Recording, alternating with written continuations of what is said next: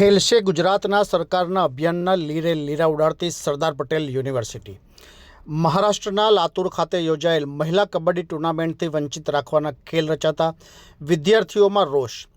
University પદાધિકારીઓના bye bye ચારણીના ખેલ ગુજરાત સરકારને રમતગમતને પ્રોત્સાહન આપતા હોય ખેલ મહાકુંભના આયોજન થકી ખેલશે ગુજરાતના અભિયાન હાથ ધરી રહ્યા છે, જેના અત્રેની સરદાર પટેલ યુનિવર્સિટી દ્વારા લીરા ઉડાડવામાં આવતા હોય તેમ મહારાષ્ટ્રના લાતુર ખાતે યોજાયેલ મહિલા કબડ્ડી ટુર્નામેન્ટમાં ભાગ ન લેવાનો નિર્ણયની જાણ વિદ્યાર્થિનીઓ યુનિવર્સિટી ખાતે ભાગ લેવા પહોંચતા કરવામાં આવતા વિદ્યાર્થિનીઓમાં રોષ ફેલાયો હોવાનું જાણવા મળ્યું છે।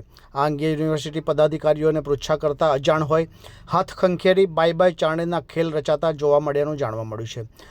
પ્રાપ્ત વિગતો અનુસાર સરકાર રમતગમતને પ્રોત્સાહન આપતા ખેલ મહાકુંભના આયોજન હાથ ધરી ખેલશે ગુજરાત અભિયાન હાથ ધરતા હોય છે, પરંતુ સરકારના અભિયાનના અત્રેની સરદાર પટેલ યુનિવર્સિટીના પદાધિકારીઓ લીરા ઉડાડતા હોય તેમ દિવાળીનું વેકેશન છતાં યુનિવર્સિટી સંલગ્ન વિવિધ કોલેજની વિદ્યાર્થિનીઓ દ્વારા સોમવારથી મહારાષ્ટ્રના લાતુર ખાતે યોજાયેલ કબડ્ડી ટુર્નામેન્ટમાં ભાગ લેવા આકરી મહેનત કરી ગત સાંજે યુનિવર્સિટી ખાતે લાતુર જવાના કાર્યક્રમ અંતર્ગત પહોંચતા તેઓને ભાગ લેવા જવાનું નથીનો નિર્ણય લેવામાં આવ્યાની જાણ કરાતા વિદ્યાર્થિનીઓ દ્વારા રોષ પ્રગટ કરી છેલ્લી ઘડીએ વેકેશન હોવા છતાં ટુર્નામેન્ટમાં ભાગ લેવાની તૈયારી કરી ભાગ ન લેવા પાછળનું કારણ શું ના સવાલ ઉઠતા આ મુદ્દે યુનિવર્સિટી પદાધિકારીઓના સંપર્ક કરતા નિર્ણય ઉપર હાથ ખંખેરી બાય બાય ચારણીના ખેલ રચાતા આ બાબતની જાણ યુનિવર્સિટીના પૂર્વ સિન્ડિકેટ સભ્ય અલ્પેશ પુરોહિતને થતાં જિલ્લા કલેક્ટરને રજૂઆત કરી વિદ્યાર્થીઓને પ્રોત્સાહન આપી ટુર્નામેન્ટમાં સહભાગી થવા ઉકેલ લાવવાની માંગ કરી હોવાનું જાણવા મળ્યું છે। ત્યારબાદ સરદાર પટેલ યુનિવર્સિટીના વાઇસ ચાન્સેલરની પણ રૂબરૂ મળવા માટે છોકરીઓ સાથે અલ્પેશ પુરોહિત એમના નિવાસસ્થાને પહોંચ્યા હતા, પણ વાઇસ ચાન્સેલર નિરંજન પટેલ પણ સામાજિક કાર્ય અર્થે બહારગામ ગયા હોવાથી તેમના ધર્મપત્નીને આ અંગે રજૂઆત કરવામાં આવી હતી। તેમના ધર્મપત્નીએ જણાવ્યું હતું કે આ અંગે બનતી મદદ હું કરવા તૈયાર છું। हाँ, मारू नाम गोहेल ईसा है અને હું આણંદ કોમર્સ કોલેજમાં અભ્યાસ કરું છું। મારું ઇન્ટર કોલેજમાં સિલેક્શન થયું હતું નેશનલ રમવા માટે। હવે નેશનલની ટીમ જવાની હતી, આજે નીકળી જવાની હતી, પણ હવે આજે કેન્સલ કરાવી દીધી છે। હવે એમાં થયું અમારે અંદર ખબર નહીં શું ઝઘડા થયા કે અંદર કંઈ થયું છે પોલિટિક્સનું કે ખબર નહીં જે થયું એ, બટ અમે લોકોએ કલેક્ટરને કોન્ટેક્ટ કર્યો, એ અત્યારે અહીંયા આગળ હાજર નથી। પછી રજિસ્ટ્રારને કોન્ટેક્ટ કર્યો, એ પણ હાજર નથી અને અત્યારે અમે વીસી સરના ઘરની બહાર જ ઉભા છે। અમે એમને પણ કોન્ટેક્ટ કર્યો પણ એ પણ અત્યારે હાજર નથી। તો એમના પત્ની જે હતા એમની જોડે અમે લોકોએ વાતચીત કરી, બધું કીધું કે અમારે ટીમની આમ છે, બધી વાતચીત કરી કે અમારી ટીમ સારી છે, અનફિટ નથી, અમને લોકોને જવા દો, બધું કીધું। તો એમને કીધું કે વાંધો નહીં, હું મારા તરફથી પૂરો ટ્રાય કરીશ, હું વીસી સરને બધું કહીશ ને આજના દિવસમાં જેવો હશે એવો આન્સર આપી દઈશ। હવે અમારું કહેવું એટલું જ છે કે તમે લોકો કહો છો કે અમારી ટીમ અનફિટ છે, તો અમારી ટીમ ફિટ છે। આમાંથી કોઈ પણ તમને અનફિટ દેખાય છે? નથી દેખાતું। અને એ અત્યાર સુધી તમને લોકોને અમારી ટીમ અનફિટ નથી લાગતી અને લાસ્ટ મોમેન્ટ પર તમને અનફિટ લાગે છે। અમે લોકો 6 તારીખથી કેમ્પ ચાલુ થયો છે, મારા 3 પેપર હું આલીને તરત કેમ્પમાં જતી હતી, કેમ્પમાંથી જઈને રાત્રે વાંચતી હતી અને બીજે દિવસ પાછું બીજું પેપર આપતી હતી। હવે આ બધું એમને એમ તો થાય નહીં। લાસ્ટ છેલ્લા 5-6 દિવસથી અમારા 2 ટાઈમના કેમ્પ ચાલતા હતા, એક સવારમાં અને એક સાંજે। તો આ બધું અનફિટ ના હોય, આ બધું ફિટમાં જ આવે। અમારી ફિટ છે ટીમ, અમને આગળ લઈ જાઓ, બસ આટલું જ કહેવું છે કે જે રીઝન હોય એ અમને જવું છે નેશનલ રમવા અને જઈશું જ। તમે લોકો જેટલો બને ને એટલો ટ્રાય કરો અમને મોકલવાનો, અને હજી પણ અમારી જોડે ચાન્સ છે, તમે બાય ફ્લાઇટ પણ મોકલી શકો છો। તમને ઈચ્છા હોય તો, તમને મોકલવી જ હોય ટીમ તો તમે મોકલી શકો છો, ગમે તેમ તમારી પાવરનો યુઝ કરો। Thank you.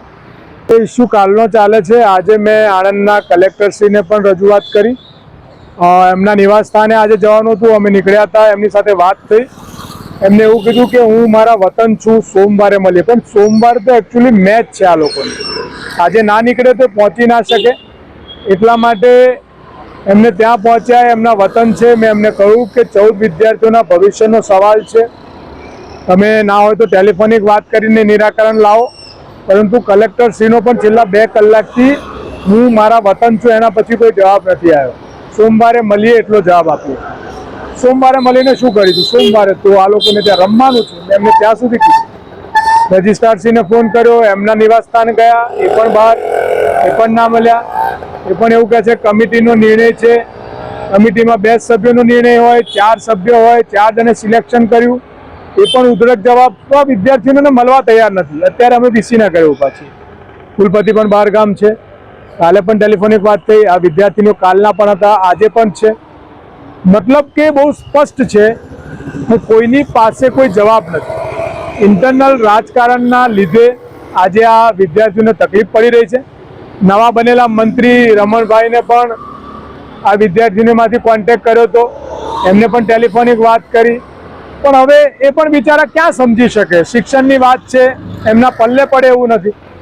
તો એમને પણ રિટર્ન આ લોકોને કંઈક જવાબ આપ્યો કે ના, એ તો કમિટીએ નિર્ણય લીધો એટલે હવે નહીં મોકલવાનું. સીધી વાત એટલી જ છે કે જ્યારે સિલેક્શન થઈ ગયું હોય અને ઇન્ટર કોલેજમાંથી 18 છોકરીઓમાંથી 14ને સિલેક્ટ કરી, એમને આઈ કાર્ડ આપ્યા, બધું નક્કી થયું, અને એના પછી ટીમ ક્વોલિફાઈડ નથી તો સિલેક્શન કોનું કર્યું હતું? એ સિલેક્શન કરવાવાળા એવા તો કયા મૂર્ખાઓ હતા કે સિલેક્શન કર્યા પછી છેલ્લા દિવસે એમને ખબર પડી કે ટીમ બરાબર નથી? તો બરાબર કોનું સિલેક્શન કરતા હતા?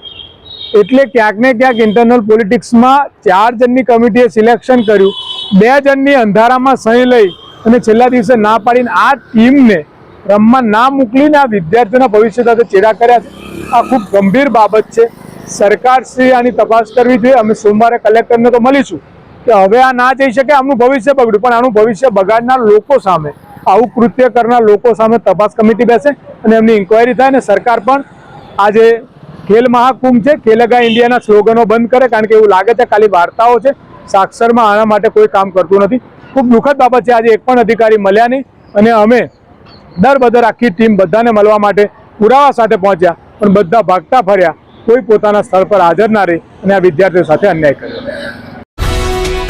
ये है हलचल टीवी नेटवर्क और आप देख रहे हैं हलचल टीवी न्यूज। हर हलचल पर नजर, हर हलचल की खबर।